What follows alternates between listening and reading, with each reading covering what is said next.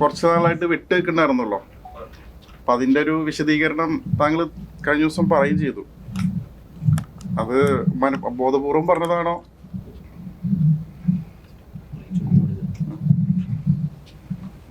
അത് ബോധപൂർവം പറഞ്ഞാണ്. അതിന്റെ സാഹചര്യം ഒന്നുകൂടെ ഒന്ന് വിശദീകരിക്കാൻ പറ്റുമോ? സാഹചര്യം ഞാൻ പറഞ്ഞിട്ടുണ്ടായി.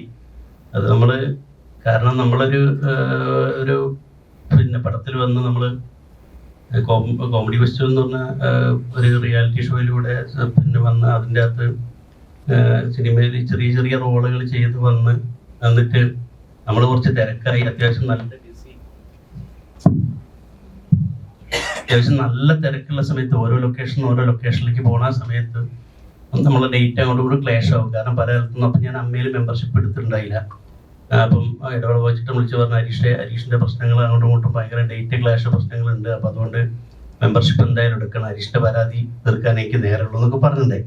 അപ്പം അതിൻ്റെ ഇടയ്ക്ക് നമ്മളെ ഡേറ്റ് നോക്കിക്കോളാം, ഒക്കെ കറക്റ്റ് കൈകാര്യം ചെയ്തോളാം എന്ന് പറഞ്ഞ ഒരാൾ നമ്മളെടുത്ത് വന്നു.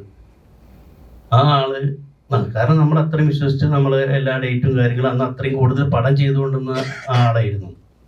ഒരു കൊല്ലം 10-15 പടങ്ങൾ ഒരേ ടൈമിന് ചെയ്തുകൊണ്ടിരുന്ന ആളായിരുന്നു. അപ്പം ഒരു സമയത്ത് നമുക്ക് അയാൾക്കൊരു അത്യാവശ്യം വന്ന സമയത്ത് നമ്മളൊരു പൈസ ഒരു 20 ലക്ഷം കടമായിട്ട് കൊടുത്തിട്ടുണ്ടായി. പിന്നെ അത് കഴിഞ്ഞ് ഒരു 4 വർഷം ഞാനത് ചോദിച്ചിട്ടേ ഇല്ല. കൊറോണ വന്ന് 2 വർഷം കൊറോണ പോയി. അത് കഴിഞ്ഞ് പിന്നെ ഞാനൊരു വീട് പണി തുടങ്ങിയ സമയത്ത് അത് ഞാൻ തിരിച്ചു ചോദിച്ച സമയത്ത് ഒരു റെസ്പോൺസും ഇല്ല. തരാം, അത് ഇറങ്ങിയിട്ട് തരാം, മറ്റേ പടം ഇറങ്ങിയിട്ട് തരാമെന്ന് പറഞ്ഞു. ഞാനത് അമ്മയിൽ കംപ്ലൈൻറ്റ് ചെയ്ത സമയത്ത് എനിക്ക് ആ സമയത്ത് കുറച്ചൊരു പടത്തിൻ്റെ ഡേറ്റുകളൊക്കെ തന്നിട്ടുണ്ടായി. പിന്നെ ആ പടങ്ങളൊന്നുമില്ല, പിന്നെ ഒരു പടവും ഇല്ല, ആരും വിളിക്കണമില്ല. പിന്നെ നമ്മളിപ്പം രണ്ടാമത് ഇതിലേക്ക് ഇങ്ങനെ കുറേശ്ശെ പിന്നെയും ചുവട് വെച്ച് വന്നുകൊണ്ട് നിൽക്കുന്ന സമയത്താണ് ഇതിൻ്റെ കാര്യങ്ങൾ മനസ്സിലാവുന്നത്. പല സ്ഥലത്തും ഇതിനെ പറ്റി പല നെഗറ്റീവും സമയത്തിന് വരില്ല. പിന്നെ ഭയങ്കര നേരത്തെ പണി എനിക്ക് മനസ്സിലായില്ല. ഞാൻ എറണാകുളത്ത് നിന്ന് ഷൂട്ട് കഴിഞ്ഞ് 6 മണിക്ക് ഉച്ചയ്ക്ക് വീട്ടിൽ പോയി ചോറുണ്ടാൻ കഴിയും ഒരാൾക്ക്. വീട്ടിൽ പോയിട്ട് ഭക്ഷണം കഴിക്കുള്ളൂ. അങ്ങനെയൊക്കെ പല പ്രശ്നങ്ങൾ അത് ഞാൻ വിചാരിച്ച സ്വാഭാവികമായിട്ട്. കാരണം നമ്മള് കൊറോണയ്ക്ക് ശേഷം സിനിമകൾ മാറി, ഹ്യൂമറിന്റെ പരിപാടികളെ മാറി, നമ്മൾ ചെയ്ത ഹ്യൂമറൊന്നുമില്ല ഇപ്പം. അപ്പം അതുകൊണ്ടൊക്കെ ആയിരിക്കും. എന്നാലും തീരെ ക്ലീൻ ഔട്ടായി പോകുന്ന ഒരു ഇതുണ്ടല്ലോ. അപ്പോഴാണ് ഞാൻ ഇതിനെ പറ്റി അന്വേഷിച്ചപ്പോൾ പല സ്ഥലത്തും ഭയങ്കരമായിട്ട് നെഗറ്റീവുകളാണ് ഞാൻ ഈ പരാതി കൊടുത്തതിന് ശേഷം ഉണ്ടായത്. അപ്പം ആളാരാന്ന് ഞാൻ പറയണ്ടല്ലോ, നിങ്ങൾക്ക് എല്ലാവർക്കും അറിയാം. ഞാനിപ്പോൾ ഇന്ന് അത് ഒരു ചാനലിൽ പറഞ്ഞിട്ടുണ്ട് ആളാരാണെന്ന്. ഇപ്പം രണ്ടാമത് ഇപ്പം ഈ നമ്മൾ വീണ്ടും ഇങ്ങനെ ഹരീഷാറിൻ്റെ ഒക്കെ ഇതിൽ കുറേശ്ശെ ചെറിയ ഇങ്ങനെ വീണ്ടും പിച്ച വെച്ച് തുടങ്ങാൻ പോവാൻ. ഈ ചെയ്തിരുന്ന ക്യാരക്ടറിലേക്ക് പുതിയ ആളുകൾ വന്നപ്പോ അങ്ങനെയും അതുണ്ടാവും സ്വാഭാവികമായിട്ടും. കാരണം ഹ്യൂമർ കാലാകാലത്ത് ചിലപ്പോൾ ഏറ്റോളം ഇല്ല. ഞാൻ അങ്ങനെയൊക്കെ തന്നെ വിചാരിച്ചു. എന്നാലും തീരെ ഇല്ലാതെ ആവുമല്ലോ. എന്തെങ്കിലും ചെറിയ വർക്കൊക്കെ നമുക്ക് ഉണ്ടാവില്ല. അല്ല ഞാനതുകൊണ്ട് എനിക്ക് വേറെ ബുദ്ധിമുട്ടൊന്നും ഉണ്ടായില്ല. ഞാനും നിർമ്മല സുഖമായിട്ട് പ്രോഗ്രാം ചെയ്ത് ജീവിച്ചു പോകുന്നുണ്ട്, ഒരു പ്രശ്നമില്ല.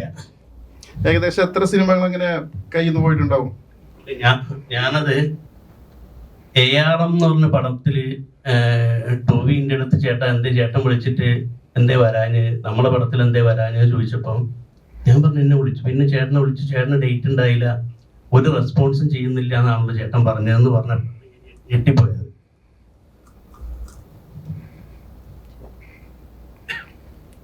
ചേട്ടാ, ഈ രാഷ്ട്രീയം തുറന്നു പറയുന്നോണ്ടേ ഒരുപാട് എതിർപ്പുകളുണ്ട്. ഒരു പ്രധാനപ്പെട്ട രാഷ്ട്രീയ പാർട്ടിയിൽ നിന്ന് തന്നെ നിരന്തരം സൈബർ അറ്റാക്കുകൾ വരുന്നുണ്ട്. അത് സിനിമയെ ബാധിച്ചിട്ടുണ്ടോ സമീപകാലത്ത്? ഞാന് എൻ്റെ നഷ്ടങ്ങളൊന്നും എണ്ണാറില്ല. എന്തൊക്കെ നേട്ടങ്ങൾ വന്നു മാത്രമേ എണ്ണാറുള്ളൂ എൻ്റെ ജീവിതത്തിൽ. സംഭവിച്ചിട്ടുണ്ടായിരിക്കാം, ഹരീഷ് പറഞ്ഞ പോലെ പലതും സംഭവിച്ചിട്ടുണ്ടാകാം. അത് ഞാൻ നോക്കാറില്ല. അങ്ങനെ ഒരു നെഗറ്റീവ് സൈഡിലേക്ക് ഫോക്കസ് ചെയ്യുക എന്ന് പറയുന്നത് എനിക്ക് താല്പര്യമില്ലാത്തൊരു വിഷയമാണ്.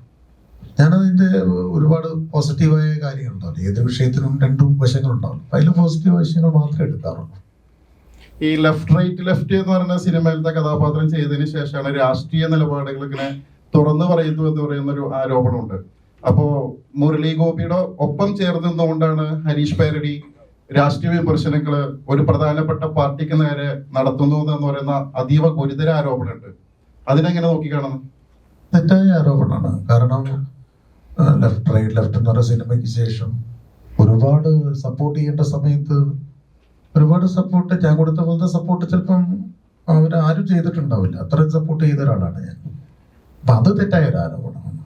നമ്മൾ ഒരു കലാകാരൻ എന്ന രീതിയിൽ മാത്രമേ കാര്യങ്ങൾ കാണുന്നുള്ളൂ. ഒരു കലാകാരന്റെ രാഷ്ട്രീയം ഇതൊരു പ്രതിപക്ഷത്തിന്റെ രാഷ്ട്രീയം എന്നാണ് ഞാൻ വിശ്വസിക്കുന്നത്.